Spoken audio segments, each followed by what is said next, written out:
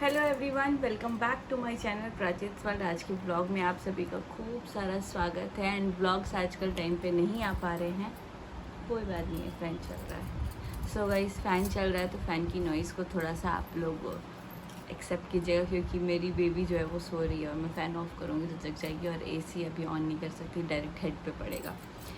तो गाइज़, इसी के साथ मैं व्लॉग को करते हैं स्टार्ट। और ये एक इन्फॉर्मेटिव व्लॉग होगी। और पहली वीडियो की स्टार्टिंग में ही मैं बोल दूँ कि इस वीडियो में जो भी चीज़ें मैं शेयर कर रही हूँ वो मैं अपने खुद के एक्सपीरियंस पे शेयर कर रही हूँ, और सबके साथ चीज़ें अलग होती हैं।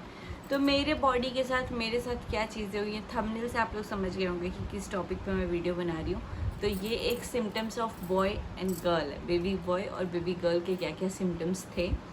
हालांकि मैंने बहुत सारी चीज़ें एनालाइज़ की हैं, बहुत सारी चीज़ें एनालाइज़ नहीं की हैं, क्योंकि अफरा तफरी, मतलब प्रेगनेंसी कब कैसे निकल गया 9 महीने पता ही नहीं चला। अभी मैं एक दिन जब मेरी बेबी हो गई थी उसको देख के बोल रही थी, यार मम्मी 9 महीने इतना जल्दी निकल गया, तुम्हारी बेटी क्यों बोल रही है। फिर मैं बोली कि यार 9 महीने पहले ये थी भी नहीं, पता भी नहीं था होने वाला है बेबी, ये जो कुछ भी। एंड देन 9 महीने ऐसे ऐसे ऐसे ऐसे ऐसे पार हो गए, पता ही नहीं, टाइम ऐसे निकल गया कि पता ही नहीं चला। और बेबी मेरे आगे सेफली एकदम, मतलब जो भी है जैसी भी स्वस्थ मेरा बेबी हो गया। तो इसीलिए जब चीज़ें अच्छी होती है ना तो टाइम नहीं पता चलता, जब बुरी होती है ना तो एक एक दिन एक एक घंटा ऐसा लगता है यार जल्दी, मतलब जल्दी नहीं जा रहा, जल्दी नहीं जा रहा है। तो I am very thankful to God and आप सब लोग को भी, क्योंकि जिस दिन मेरी डिलीवरी थी बहुत सारे लोग बहुत कुछ प्रे किए थे, तो उनको दिल से थैंक यू। एंड चलते हैं सिम्टम्स की तरफ। तो मैं पहले ये डिस्क्लेमर दे दूँ कि ये मेरे बॉडी के हिसाब से, क्योंकि फिर सब लोग आएंगे कमेंट करने कि मेरा तो ऐसा था ऐसा था ऐसा था, तो सबके साथ अलग होता है। तो मैं वो भी एक्सेप्ट करूँगी कि भाई आप लोग के साथ ऐसी चीज़ें हो सकती हैं। और बहुत सारी चीज़ें मेरी प्रेगनेंसी में ऐसी थी जो बहुत सारे लोग बोलते थे कि हम भी तो प्रेग्नेंट हुए हैं, हमारे साथ तो चीज़ें ऐसी नहीं है, चीज़ें ऐसी नहीं है, तुम्हारे साथ बड़ा हो रहा है। तो मैं भी ये बोल दूँ कि मेरा भी पहले एक बेबी हो चुका है, बट मेरी दोनों प्रेगनेंसी में मेरी खुद की बॉडी की चेंजेस बहुत अलग थे। कुछ कुछ सिम्टम्स सेम होते हैं, कुछ कुछ सिम्टम्स बहुत ज़्यादा ही अलग होते हैं। तो बट मेरे पास एक बेनिफिट ऑफ डाउट था कि पता नहीं बॉय होगा गर्ल होगा, बॉय होगा गर्ल होगा। तो लास्ट मोमेंट तक नहीं पता था, जब हाथ में आ गई तो उन्होंने बोला कि लक्ष्मी हुई है, लक्ष्मी हुई है, तब जाके मेरे को हुआ कि चलो बेटी हो गई, मेरा फाइनली कंप्लीट हो गया। तो आप सभी को पता है कि 4 साल पहले मेरे को एक बेबी बॉय हुआ था, और उसके 4 साल के बाद मेरी एक बेबी गर्ल है। हालांकि बहुत सारे लोगों ने इस बात पे भी कमेंट किया कि इतनी जल्दी बेबी क्यों प्लान किया। तो रीज़न भी मेरा खुद का पर्सनल रीज़न था, एंड दूसरे में कि पहले मैंने सोचा था एक बेबी काफ़ी है, लेकिन नहीं, उस बेबी के साथ रहने के लिए भी एक बेबी चाहिए। और एक बेबी अपने में अकेले कितना कुछ शेयर करेगा, कितना कुछ बात करेगा, वो नहीं हो पाता है उसको। हालांकि शेयरिंग बहुत सिखाए हैं, बट लास्ट ईयर जब हम लोग बैंगलोर मूव हुए तब मैंने एनालाइज़ किया कि लड्डू को ना ऐसे चाहिए भाई बहन कोई भी, मतलब क्योंकि जब तक हम कोयम्बटूर में थे तो हमारे जो ओनर थे उनके खुद के ही बच्चे थे लड्डू से 3-4 महीने बड़े, 8 महीने बड़े, तो सेम एज ग्रुप था तो वो खेल लेता था।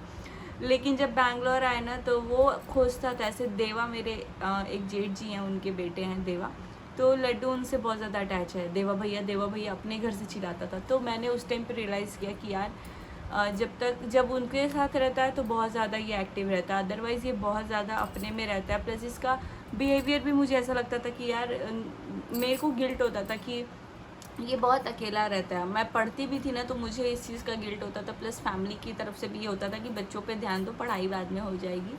तो मुझे ये होता था कि मैं अपना पढ़ रही हूँ, मेरे हस्बैंड अपना जॉब कर रहे हैं, और मेरा बेबी अकेले अपने में है, क्योंकि हम फैमिली के साथ रहते नहीं थे, और मेरी मदर इन लॉ भी नहीं है जिनको मैं लेके जा सकूँ। तो जिस वजह से मैंने सोचा कि नहीं, और आई थिंक 4 ईयर का गैप बहुत अच्छा टाइम है बेबी को, क्योंकि एक टाइम आ जाता है जब बेबी समझने लगते हैं। बड़ा बेबी मेरा समझने लगता है कि हाँ अब मैं 10 साल के बाद डिलीवरी करूँ तो बच्चों को भी समझ में आता है कि हाँ मम्मी का पेट निकला हुआ है एंड ऑल द थिंग्स। तो मैं सोच रही थी कि जब तक उसको भी ये सारी चीज़ों का सेंस ना हो, एंड देन साथ में बच्चे बड़े भी हो जाए। तो ये कब वो स्कूल जाने लगा है तो I think I have a quite time to spend with her also the little one, और बड़ा वाला स्कूल भी चला जाएगा तो कुछ टाइम तो मुझे इसके साथ मिलेगा, एंड देन उन लोगों की बॉन्डिंग भी अच्छी होगी दोनों की। तो चलते हैं सिम्टम्स की तरफ। तो पहली बात तो ये कि बॉडी में चेंजेस हुए हैं, काफ़ी चेंजेस हुए हैं। और 4 साल के बाद होता है तो वो एक फिर वापस आप स्टार्टिंग से ही वो डिलीवरी प्रोसेस स्टार्ट होता है। कि ये नहीं होता है जो 1 साल के अंदर या 1.5 साल के अंदर बेबी प्लान करते हैं, बोलते हैं नेचुरल बर्थ्स में, मतलब जो होता है नॉर्मल डिलीवरी नेचुरल बर्थ, तो उसमें क्या होता है कि आपका जो यूट्रस एक्सपेंड हुआ रहता है वो 1-1.5 साल में वापस आपको इजीली डिलीवर हो जाता है बेबी, उतना पेन नहीं होता है। मेरी खुद की फ्रेंड ने मुझे ये बात बोला था कि सेकंड बेबी भी तेरा नॉर्मल होगा, लेकिन शायद तेरे को ज़्यादा दर्द हो सकता है। मेरा 1-1.5 साल में हुआ था तो मेरे को बहुत कम पेन हुआ था सेकेंड वाले में। तो इसी के साथ बढ़ते हैं बिना ज़्यादा बात किए हुए।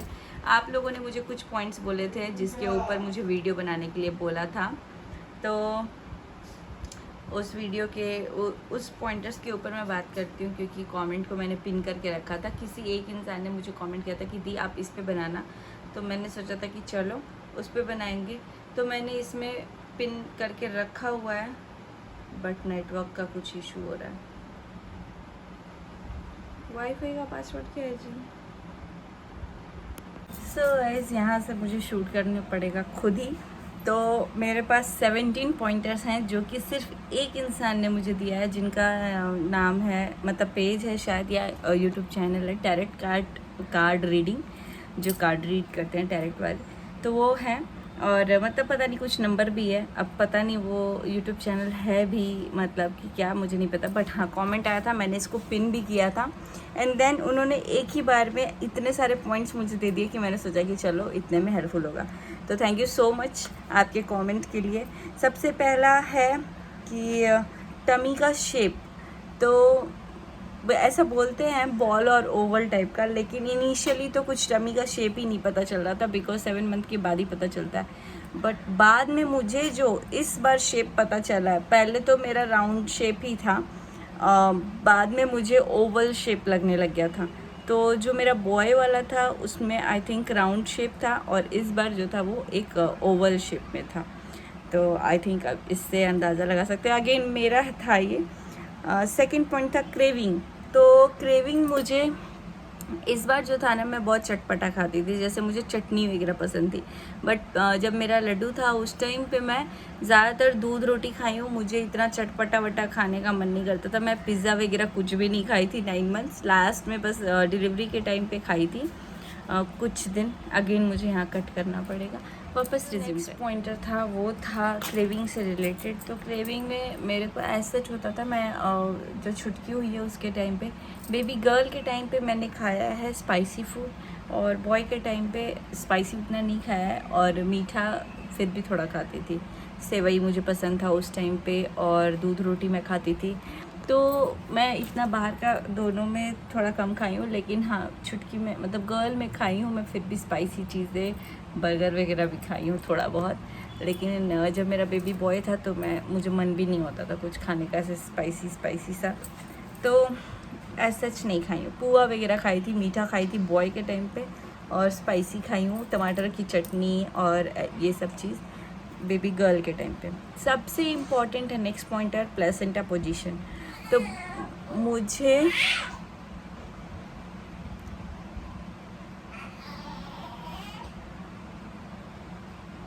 मुझे सबसे बिगेस्ट रीज़न कैसे पता चला कि मुझे बेबी गर्ल होने वाली है, क्योंकि मेरा सिर्फ यही 2 चीज़ मतलब यही एक चीज़ चेंज था, और एक चीज़ चेंज था जिसकी वजह से मुझे थोड़ा बहुत लग रहा था कि यार क्या है। तो सबसे बड़ा रीज़न था प्लेसेंटा पोजीशन। वैसे मेरे में अपोजिट ही था दोनों केस में, क्योंकि सब लोग बोलते हैं इंटीरियर होगा तो बेबी गर्ल होगी और पोस्टीरियर में बॉय होता है, बट मेरे केस में पोस्टीरियर था मेरी बेबी गर्ल के टाइम पे और इंटीरियर था बॉय के टाइम पे। तो मेरा जो केस था इंटीरियर था तो बॉय हुआ था, और पोस्टीरियर प्लेसेंटा पोजीशन था तो गर्ल हुई थी। बाकी नेक्स्ट जो पॉइंट है वो है FHR, फीटल हार्ट रेट। तो बोलते हैं ऐसा लोग कि ये जब बेबी गर्ल होती है तो हमेशा 140 से ऊपर ही रहता है हार्ट बीट, और बेबी बॉय में 145 से नीचे, 150 से नीचे रहता है। तो जी हाँ, मेरे में ये बिल्कुल ट्रू था, बिकॉज़ मेरा जब भी मैंने स्कैन किया है, हो सके तो मैं कभी आपको स्कैनिंग का रिपोर्ट दिखा दूँगी, जब भी मैंने स्कैन किया है तो मेरा जो बेबी गर्ल के टाइम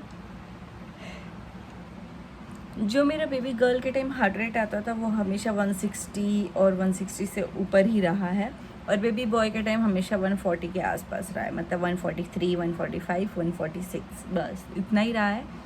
46 तो गया नहीं, आई थिंक 138 गया था एक टाइम पे। तो 140 के आसपास रहा है बॉय के टाइम पे, और 160 के आसपास रहा है गर्ल के टाइम पे, एक्सेप्ट लास्ट स्कैनिंग में मेरा जो बेबी गर्ल का जो स्कैनिंग हुआ था उसमें इसका हार्ट रेट आया था 148। तो मुझे लगा यार ये सडनली कैसे हो गया, क्योंकि मैं भी तो वैसे सर्च मारते रहती थी कि फीटल हार्ट रेट बॉय में कितना होता है, गर्ल में कितना होता है, क्योंकि मुझे क्यूरियोसिटी थी कि पता नहीं क्या है। तो लास्ट में चेंज हुआ तो मैं सोची ये कैसे हुआ, लेकिन फिर जब स्कैनिंग हुआ तो 162 था मेरा हार्ट रेट। तो आई थिंक उस टाइम पे स्कैन में पता नहीं कुछ लोचा था। तो नेक्स्ट जो पॉइंट है वो है ग्लो।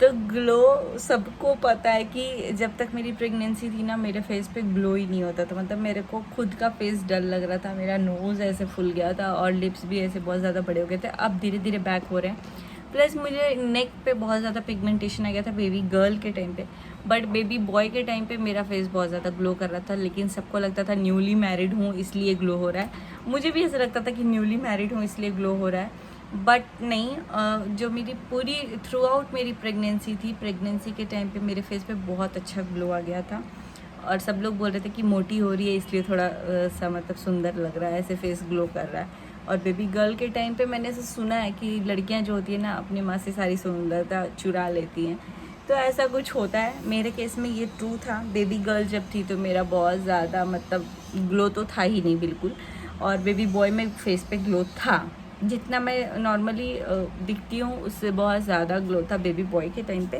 और बेबी गर्ल के टाइम पे ग्लो बहुत ज़्यादा कम था। नेक्स्ट जो पॉइंट है वो है एक्ने। तो एक्ने मेरा एक्चुअली मैं दोनों ही प्रेगनेंसी में था, क्योंकि ये प्रेगनेंसी का सिम्टम भी होता है, बट इस बार मुझे मेरे फेस में उतना एक्ने नहीं आया। बेबी गर्ल के टाइम मुझे एक्ने नहीं आया, और बेबी बॉय के टाइम ना स्टार्टिंग ऑफ प्रेगनेंसी मतलब फर्स्ट 3 मंथ्स में मेरे को एक्ने थे। तो नेक्स्ट जो पॉइंट है वो है हाई या लो बीपी, हाई या लो कैरी।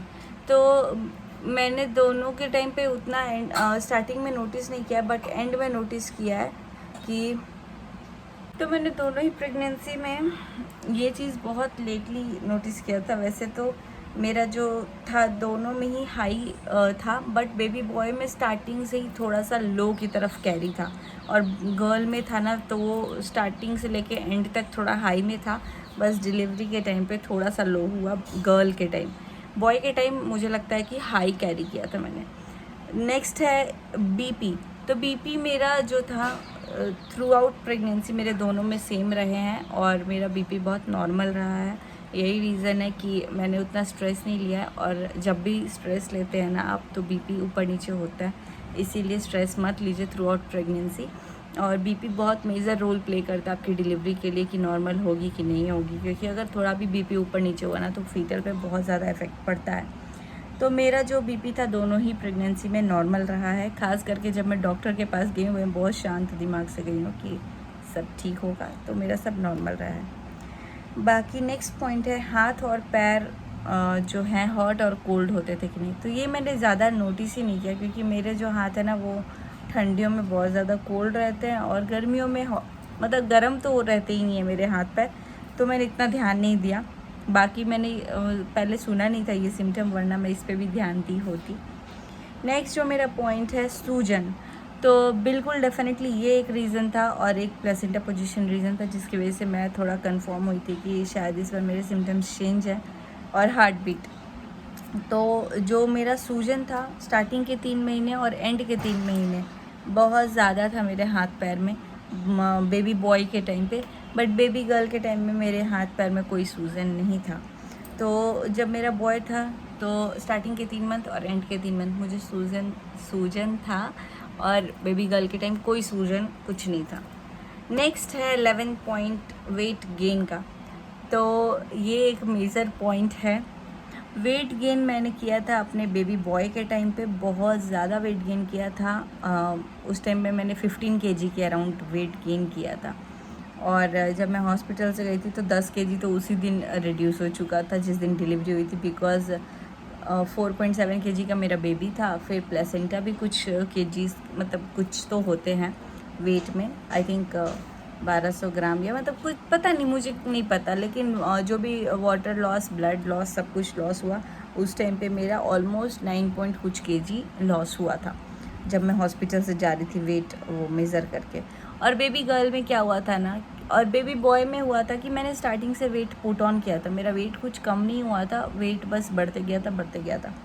और उसका रीज़न नेक्स्ट पॉइंट में पता चल जाएगा क्यों वेट गेन ही हुआ था, बढ़ा नहीं था। नेक्स्ट है बेबी गर्ल के टाइम पे मेरा जो वेट था, स्टार्टिंग में वेट मेरा बहुत कम हुआ, मतलब अराउंड 6 केजी मैंने वेट लॉस किया था फर्स्ट 2-3 महीने में। एंड देन लास्ट के 8वें-9वें महीने में मैंने वो वेट वापस गेन कर लिया। तो मेरा जो ये पूरा प्रेगनेंसी था जो मैंने स्टार्ट किया था जहाँ से, जिस माइल मतलब मेरा मान लीजिए सपोज अगर 60 केजी था तो मैंने पहले 6 केजी रिड्यूस हुआ था मेरा, एंड देन 6 केजी मेरा गेन हुआ था, तो वापस मैं 60 पे ही डिलीवर की। तो ऐसा कुछ था। तो मेरा बेबी गर्ल में वेट गेन और लॉस कुछ नहीं हुआ था। लास्ट में स्टार्टिंग में लॉस हुआ था, लास्ट में वो गेन हो गया था, एंड देन वापस डिलीवरी के बाद वो थोड़ा रिड्यूस हो गया। तो जो एक्चुअल वेट गेन किया था वो मैंने बेबी बॉय के टाइम पे किया था और बढ़ा था, मैंने किया नहीं था, वो ऑटोमेटिक अपना बढ़ गया था। नेक्स्ट है वॉमिटिंग। तो मैंने बोला नेक्स्ट पॉइंट में आपको पता चल जाएगा। तो जो मेरी वॉमिटिंग थी वो मेरे को ज़्यादातर बेबी बॉय के टाइम पे हुई नहीं, एक जो मेरी वॉमिटिंग थी बॉय के टाइम पे मेरे को 1 या 2 बार हुई है बस। और जो गर्ल के टाइम पे हुई थी वो मुझे हुई थी क्योंकि जब मैं कुछ खाती थी तो मुझे वॉमिटिंग हो जाता था, और वैसे मैंने खाया ही नहीं था, जिस वजह से मेरा जो वेट गेन हुआ था बॉय के टाइम पे और लॉस हुआ था बेबी गर्ल के टाइम पे, क्योंकि मैंने स्टार्टिंग में चावल मुझे डाइजेस्ट नहीं होता था, मतलब बहुत सारी चीज़ें, मुझे बहुत ज़्यादा स्मेल आती थी, दोनों ही प्रेगनेंसी में स्मेल आती थी, लेकिन इस प्रेगनेंसी में क्योंकि मैंने खुद ही खाना बनाया है, खाया है पूरे स्टार्टिंग के 6 महीने तक, तो इस वजह से मेरे को स्मेल आती थी। स्टार्टिंग के 3 महीने तो बहुत ज़्यादा स्मेल आई है, और मेरे को चावल, कुकर की सीटी, दाल, ये सब का बहुत स्मेल आता था। तो मैं बस टमाटर की चटनी और कुछ रोटी या चावल खाती थी। अगर मैं बनाती थी चावल तो मैं नहीं खा पाती थी क्योंकि कुकर का सीटी या चावल का स्मेल मुझे अच्छा नहीं लग रहा था। नेक्स्ट है नोज़िया। तो सेम बेबी गर्ल के टाइम पे ज़्यादा हुआ है, बेबी बॉय के टाइम पे मुझे बहुत कम हुआ है। मुझे ऐसा लगता था कि वॉमिटिंग होगा, वो बेबी गर्ल के टाइम पे होता था। मुझे लगता था मैं कुछ भी खाऊंगी तो मुझे वॉमिटिंग होगा, और मुझे ना अजीब उल्टी जैसा मन हो भी जाता था। प्लस मेरे को बहुत ज़्यादा वैसे इनएक्टिव सी थी मैं, मतलब नींद सा आता था बेबी गर्ल के टाइम पे। मूड स्विंग्स, डेफिनेटली जो मेरे मूड स्विंग्स थे वो मेरे बेबी गर्ल के टाइम पे मैंने ज़्यादा नोटिस किए हैं कि मूड स्विंग्स हो रहे थे, और बेबी बॉय के टाइम पे भी हुए होंगे क्योंकि मूड स्विंग्स तो होते ही हैं, बट मैंने नोटिस जो किया था वो बेबी गर्ल के टाइम पे नोटिस किया है। एक्टिवनेस और लेज़ीनेस, तो थोड़ा बहुत मेरे को लेज़ीनेस आया बेबी गर्ल के टाइम पे, एक्टिवनेस थी मेरे बॉडी के अंदर जब मेरा बेबी बॉय था, क्योंकि उस टाइम मैं मन करता था कि स्कूल भी चली जाऊँ, यहाँ भी चली जाऊँ। हालांकि इसके में जब मेरी बेबी गर्ल हुई थी तो थोड़ा मेरे को लगता था कि लेटी रहो यार, बस लेटी रहो, क्योंकि स्टार्टिंग के 3 महीने तो वॉमिटिंग ही इतनी हो रही थी कि कुछ करने का मन ही नहीं हो रहा था, लेटी रहो बस, ऐसे हो रहा था। और मतलब थोड़ा सा मेरे को लेजीनेस था इसमें। और जब मेरा बाबू था तो उस टाइम पे, मतलब बेबी बॉय के टाइम पे मैं एक्टिवनेस था, स्कूल भी चली जाती थी, प्लस आना जाना इधर उधर सब करती थी। हालांकि इसमें भी क्यों बेबी गर्ल में भी, बट मन करता था कि लेट ही रहो। नेक्स्ट जो पॉइंट है वो है डार्क सर्कल। तो मैंने इतना सच डार्क सर्कल पे ध्यान ही नहीं दिया कि क्या है, बट मैंने नहीं ध्यान दिया, बस इतना पता है कि इस बार मेरा फेस डल हुआ था, और लास्ट टाइम जो मेरा बेबी बॉय का था प्रेगनेंसी, उस टाइम पे मेरा फेस ग्लो कर रहा था, तो उस टाइम डार्क सर्कल वगैरह कुछ नोटिस ही नहीं किया था। इस बार तो थोड़ा बहुत दिख भी जा रहा है, हालांकि उतना ज़्यादा मुझे डार्क सर्कल का इफेक्ट पता ही नहीं चलता। मुझे लगता है कि फ़ोन को यूज़ करने से ये डार्क सर्कल्स वगैरह पता चलते हैं। Next and the last point है हेयर। तो हेयर का मैं बता दूं कि जब मेरा बेबी बॉय था मेरा हेयर बहुत ज़्यादा ख़राब हो चुका था, बहुत ज़्यादा ख़राब हो चुका था। और हालांकि प्रेगनेंसी में बहुत अच्छा रहता है हेयर, क्योंकि आप अच्छा खाते हो तो अच्छा होता है, तो मेरा था भी, बट रीज़न ये भी हो सकता है कि मेरा जो काम था वो थोड़ा हेयर से रिलेटेड गलत था। और बेबी गर्ल के टाइम मेरा हेयर जो है ना वो नॉर्मल, मैंने एक चीज़ नोटिस किया, मेरे एक भी हेयर फॉल नहीं हो रहा था। तो बेबी गर्ल के टाइम पे मेरा ये था। बेबी बॉय के टाइम भी मैंने हेयर फॉल नहीं नोटिस किया, लेकिन मैं हमेशा ऐसे जूड़ा बना के रखती थी, जिस वजह से मेरा बाल जो था ऐसे खूजर जैसा हो गया था, जिस वजह से मुझे आफ्टर डिलीवरी मैंने स्मूथनिंग कराया था, जब मेरा बेबी ऑलमोस्ट 6 मंथ्स का होने वाला था तब। तो उस टाइम मैंने स्मूथनिंग कराई थी अपने हेयर पे, क्योंकि मेरा बाल बहुत ज़्यादा ऐसे हो गया था, और फिर स्मूथनिंग के बाद बाल ठीक हुआ। एंड इस बार मैंने कुछ नहीं किया है, और इस बार मैंने जूड़ा भी नहीं बनाया, बिकॉज बोलते हैं 2 हेड हो जाते हैं बेबी के, और वो मैंने देख लिया है लड्डू के टाइम पे करके। तो मैंने जूड़ा नहीं बनाया था। आप लोग से भी मैं बोलूँगी जूड़ा मत बनाओ आप लोग भी। एंड इसी के साथ व्लॉग को करते हैं एंड। अगर और कोई पॉइंट रह गया है, छूट गया है, तो वो आप लोग मुझे कमेंट कर दीजिएगा। एंड आई विश यू, जो भी प्रेग्नेंट है, हैप्पी प्रेगनेंसी। जेंडर नहीं मैटर करता है, चाहे वो लड़का हो या लड़की हो। ये तो मैंने अपने एक्सपीरियंस पे शेयर कर दिया, बाकी आप लोगों के साथ चीज़ें चेंज हो सकती हैं, और जो भी हो बेस्ट होता है, क्योंकि प्रेगनेंसी ही एक बहुत बड़ा खुद में एक ब्लेसिंग है, जो कि बहुत नसीब से मिलता है। तो बेटा हो बेटी हो कुछ भी हो, आप लोग खुशी खुशी उसको एक्सेप्ट करो। और मेरा तो दोनों टाइम अगर बेटा भी होता तो भी मैं एक्सेप्ट करती, लेकिन अगर दोनों टाइम बेटी भी हो जाती तो भी मैं बहुत अच्छे से एक्सेप्ट करती, क्योंकि मेरे को पहला ही बच्चा जो चाहिए था वो बेटी चाहिए थी, क्योंकि कपड़े वगैरह की वजह से। लेकिन माता रानी ने मुझे दोनों के साथ ब्लेसिंग्स दी हैं, और मैं बहुत खुश हूँ। एंड आई विश कि आप लोग भी जो चाहते हैं वो आपको मिले, और अगर आप जो चाहते हो वो नहीं मिला, और जो भगवान ने दिया, ऊपर वाले ने दिया, वो मिला, तो उसमें आप और भी ज़्यादा खुश रहोगे, ट्रस्ट में। क्योंकि जो ऊपर वाला है ना, वो हमारे लिए बेटर ही चीज़ें सेलेक्ट करता है। हम लोग जो अपने लिए चूज़ करेंगे उससे बेटर भगवान करते हैं। जब दे, जैसे दे, जिस टाइमिंग पे दे, वो उनके हाथ में है। आप लोग बस अपनी प्रेगनेंसी खूब सारा एंजॉय करो। अपना जो भी बेबी हो उसको खूब सारा, ऑब्वियसली बोलने की ज़रूरत नहीं है, क्योंकि हर माँ अपने वे में बहुत ज़्यादा प्यार करती है अपने बच्चों को। तो ये वीडियो कुछ ऐसा नहीं है कि जेंडर वो रिवील करने का, क्योंकि ये मैंने अपना एक्सपीरियंस शेयर किया है। तो कोई ये ना बोले कि बेटा और बेटी के लिए वीडियोस बना रहे हैं। मैंने बस अपना किया है, क्योंकि सब लोगों को क्यूरियोसिटी होती है, और मैं भी जब प्रेग्नेंट थी तो मेरे को भी था कि यार थोड़ा तो क्लू मिले, थोड़ा तो क्लू मिले। तो आई होप कि ये वीडियो थोड़ा बहुत आप लोगों के लिए इन्फॉर्मेटिव रहा होगा, हेल्पफुल रहा होगा। तो see you soon in next vlog, and bye bye, till then take care.